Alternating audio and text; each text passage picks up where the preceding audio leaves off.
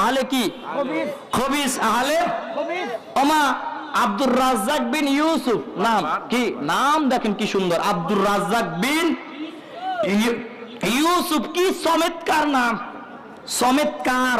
ওরে চমৎকার বলা যাবে না, ওকে চমৎকার বলতে হবে, ঠিক কি না?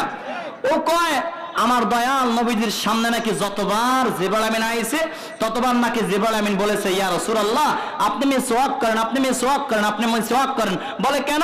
কয় আপনি আমাদের মতো সাধারণ মানুষ, আপনি সাধারণ মানুষ, এই জন্য আপনার জবান থেকে দুর্গন্ধ আসে। নাউজুবিল্লাহ বলেন, আর একটু জোরে বলেন না।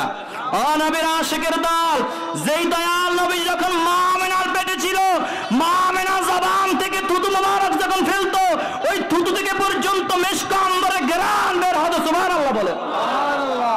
সবাই প্রশ্ন করত জাম্মাজান আপনার থুতু থেকে এত মিশক আম্বরে ঘ্রাণ কেন বের হয়?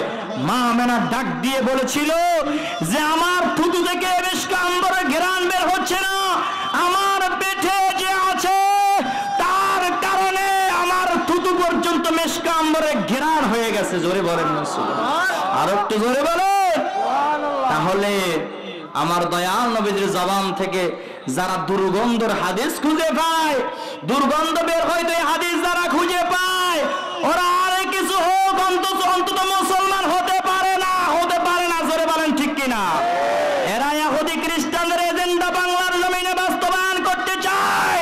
যতদিন পর্যন্ত এই বাংলার জমিনে সুন্নি জনতা আছে, আশিকে রাসূল আছে, কোন লামাযহাবীরা, কোন নজদেরা এই বাংলার জমিনে ইহুদি খ্রিস্টানদের এজেন্ডা বাস্তবায়ন করতে দেওয়া হবে না, হবে না।